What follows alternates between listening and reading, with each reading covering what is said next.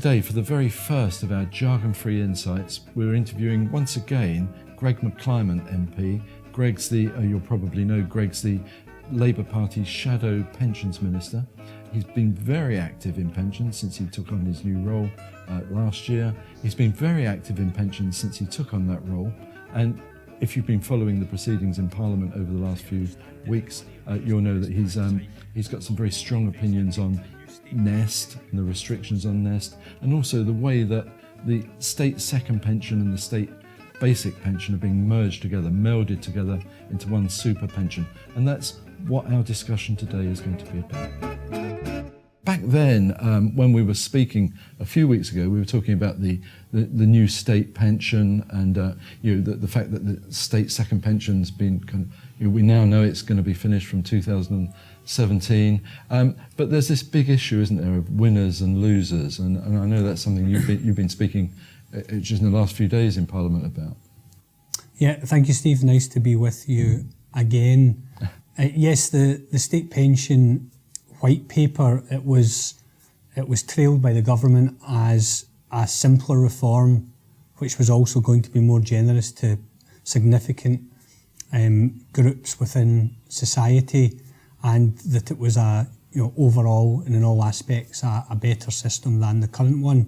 I think once you work your way through the detail, and of course I raised this at the outset, the devil will be in the detail, then the picture alters somewhat. It seems from my analysis of the white paper and building on the work that the IFS did very quickly, that in the long term most people lose. Most people will get less state pension than they would have under the current system once you get into 2030, 2040, 2050. And that does raise a big question about is there an agreement within society that the state should retreat from state pension provision? Should you get less state pension? And then that raises questions about what the private pensions market has to do to potentially fill that gap. No, that does put a different slant on these reforms in a way, doesn't it? Because, of course, we've always had the basic state pension, but what most people probably don't understand is that we've had a state second pension that's been earnings related. We've had that for 50 years now. 1961 we first, and the state second pension came in, the graduated pension scheme as it was then SERPS, State Earnings Related Pension Scheme, is now called S2P. But most people have never heard of it. That's a fact. But it's been right that the state second pension was essentially a company pension scheme for people whose employers didn't provide one, and it's earnings related benefits, which is quite weird for a state pension scheme to give earnings related benefits. So the more you earn, the more you paid in national insurance, and the bigger the benefit you got from the state second pension system in all its forms, broadly speaking. That's gone, and it's bound to become more redistributive, which is why when I heard you say that before, I thought, well, there are bound to be winners and losers. If you still pay earnings related national insurance and you get a flat benefit, then higher earners are transferring wealth of theirs to lower earners. And that's kind of the level I saw it as, and I thought that's quite good. Not good in itself, but good because the flat overall benefit gets rid of this mass means testing. But what you're arguing now, I think, is that it is flat and it is redistributive, yes, but most people will lose out, I think you said. So that's a distinctly different... and I think the way to... Because perhaps what I said and the way you put it don't necessarily square up. I think the point of contention between our two opening set of remarks is that the additional state pension, this earnings related part, was particularly focused, as I understand it, on the lower paid. Yeah. So actually, those who earned less got a much bigger accrual rate, percentage wise. That's right, those changes were made. So the idea that it was in line with your earnings seems to me not quite the case. That actually the way the second state pension, and this has always been the case, worked, is that it worked to the advantage of those who earned less, as long as you were earning, and the way the thresholds worked. And actually, by taking away the second state pension, there's a big question mark about how that plays out. When you're saying redistributive, it may be redistributive to certain groups, but it's not clear it's to the low paid. And we're continuing to analyse this, but I raise that as an issue, that by getting rid of SERPs, second state pension, there's potentially a significant loss for what we would not consider to be high paid and high salaried sections of society. So if that's right, and I'm sure your analysis is, because when we spoke before, the white paper had only just come out. So, but if that's right, then auto-enrolment, which we're all hoping will succeed, really has to, doesn't it? Well then, I mean, you raise a very good question, because one wonders, and I'm looking at this as we speak, if the new system is significantly less generous over the long term than the old system, then what does auto-enrolment do to that picture? Does auto-enrolment more than replace the loss under the end of the old system, or does it bring people back up to what they would have got under the state system, or does it give people more when you combine the new state pension and auto-enrolment than they would have under the old system without auto-enrolment? I'm continuing to look into that. Again, provisionally, it looks like for some of those who are in lower income categories, the new system plus auto-enrolment just about takes you back to where you started. But there is a shift in probably people's thinking, you'd hope, wouldn't you, that because the mass means testing of the past, or certainly the recent past, might become a thing of the past, that every pound you save will be worth a pound in value to you, which it hasn't always been. It pays to save, I think it's fair to say, is the prize we've got from that. Perhaps if it pays to save, and it genuinely feels that it pays to save for an average person, they may save more than the bare minimum required. I mean, that has to be the bet, doesn't it? That it would spark off genuine pension saving. That is the best case for the new system, which is simplification, which I think everyone welcomes as an idea, will lead people to understand what they're getting and then make adequate provision themselves. And that is a very legitimate point of view, and I've got great sympathy for that. I think in terms of this debate about the single state pension, the government started off by saying this is a simpler system and it's a more generous system. They've then moved to a situation of saying it's a simpler system and it's no more generous than the current system. I think the debate might end up in a position where the government is forced to concede that it's a simpler system, but actually it's a less generous system. And then that changes the terms of the debate. It doesn't remove the attraction of simplicity, but it leads us into territory where, as a parliament, as a pensions industry, as a wider society, there needs to be a conversation about what constitutes adequate state pension provision. Was this properly discussed in those terms before it was implemented, that kind of thing? Well, you know as well as I do that it looks like the new system combines the desire of the DWP for simplification and the desire of the Treasury for savings. As I understand it, the money raised by this tax hike will not be reinvested into the new state pension, but flows straight into Treasury coffers. Is that indeed the case? How much money does this tax grab raise, and why is the money not being reinvested into the new state pension? And it was always trailed by George Osborne and by Steve Webb that this new system would be cost neutral. But of course it turns out it's not cost neutral, it's cost beneficial to the Treasury, which is why there must be and are huge swathes of losers. In fact, in the long term, more or less everybody except the self-employed. And I just think that aspect has to be opened up and debated. Do we agree that reducing the state's role in direct pension provision is a good thing? And what are the implications of that? And can auto-enrolment pick up the slack?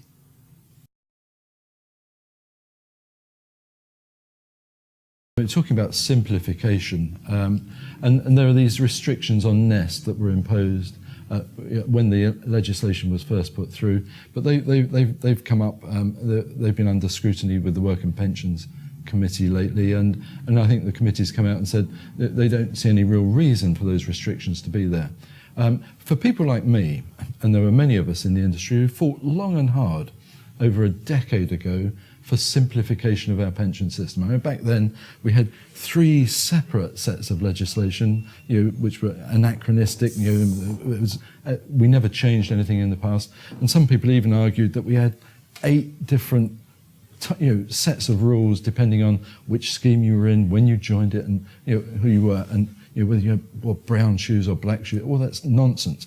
And that was a big political debate that went on for over a decade, and we finally got acceptance of that, and the government accepted it at the time, and in 2006 we had our simplified pensions regime introduced.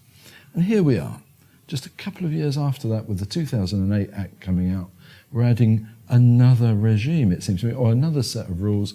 We've now got different sets of rules if you're in Nest, and different rules if you're not in Nest. To me, that's plain crazy. I know there are arguments against having the restrictions for all sorts of reasons, but I can't believe that a pension community that I'm part of works so hard to push out all these different rules for different people, and within a couple of years after we've done that, we're bringing them back in again. Now, I know you've been maybe following a different line on that, but some of the things I've read that you've said in the House over the last few weeks, I mean, it is crazy, isn't it, that Nest is treated as a different pension scheme to others. I think the position you set out, I would agree with. There are different interests, of course, in different parts of the pensions industry, and people will inevitably try and, argue from their particular interest. But it seemed to me from a very early stage, and as you know, I've been clear for, I guess a year now, that the Nest restrictions can and should be lifted. From a policy point of view, simply because Nest was set up to drive down costs and charges in the auto-enrolment space alongside good practice in governance. And it's had an effect already. We can see that in some of the deals which big employers are getting from Nest competitors. And it seems to me, to allow Nest to complete that process, it's not so much about Nest itself, it's about Nest's role as driving, creating greater competition in the marketplace. The policy case for lifting the Nest restrictions is clear. We know big employers have difficulties with Nest. Nest have said this themselves, understandably, because you can't enrol those who are on high salaries into Nest. So if you want to use Nest, you have to use 2 different pension providers, and big companies are going to be loath to do that. And that's the policy case. And then the government's initial position was, well, you might say that, and that may or may not be true, but EU law prevents us doing so. In response to that, I commissioned from my office legal advice, setting out a legal opinion, which the legal opinion was very clear that there's no reason for the Nest restrictions not to be lifted, as long as the government's prepared to go to Brussels and make the prima facie case that it's no longer a state aid. And the government now appears to be moving in the direction of taking that case seriously. Okay. And the DWP committee, I think, are putting further pressure on, just because the case for lifting restrictions and increasing competition seems so clear. But Nest is crucial to the reforms. Not everybody realises this, or maybe the people that watch videos like this realise it, but Nest may not turn down any business, however small. So even a tiny company, a chip shop or something like that, if they apply to Nest, then they must accept them. So Nest is absolutely crucial, and really, to my way of thinking, that they should be on a level playing field with everybody else at least. Set Nest free, Steve, I quite agree. Well, if Nest fails, the reforms fail. Because we need a default position for the smaller employer. And we're not there yet. Auto-enrolment so far has only gone through the larger employers. No, and that's a huge point. Of course, this is about the deal that the smaller employers will get. Most employees in the UK are employed in small and medium-sized enterprises rather than the big employers. And there's a big debate about making sure that auto-enrolment is in the right place for small and medium-sized employers. Of course, alongside Nest, you've got the People's Pension, you've got some of the big insurance companies who are in there at the moment and providing big employers with good deals, which appear to be good deals. I've got no doubt that's significantly the case. But for those smaller employers, to make sure that it's fit for purpose for when they stage into auto-enrolment, I can't better your analysis of why Nest matters. Well, and I mean, I meet loads of small employers because of the nature of our business, but they want to comply by and large. But if it's difficult, you know, and if you put obstacles in the way, I don't think that's particularly helpful. The numbers that you gave earlier are right. There are about 1.3 million employers in the UK with one or more employees who are affected by this legislation, but about 1 million of them have fewer than 10 employees. So the vast majority of the firms affected by these reforms are small micro employers, and I think it's I'm not sure that doing the large firms first as a test for how it will play out in the small firms is entirely valid. But I do know that's not the reason it was done. I think there's reasons why it's happened that way, I'm sure, but that is a very legitimate point. I mean, the big employers we know have got the muscle and expertise. Well, I know for a fact that my chip shop doesn't have a HR department. Yeah. Yes. Because I've asked them. Yeah. So it is that, isn't it? That when it comes down to it, it's a process that needs to be managed. It's not just having a pension scheme, which is new to them, but it's this shift from the state providing an earnings-related second pension to employers having to do that, in the future. And that takes us, and that brings the two subjects very nicely together in conclusion. That was the idea. One has to really dig down into the detail and understand what the hard wind-up of the second state pension means for lower earners and medium earners and middle income earners, and what auto-enrolment will provide for them as a replacement for that disappearance of SERPs, second state pension, and I think that's going to be a critical question as we go forward. And that's something that you're pursuing in Parliament, or as we speak now. Yeah, indeed. Well, in that case, this probably won't be the last time we speak to you on Jargon Free, but Greg, thanks very much. Thank you. Thanks, Steve.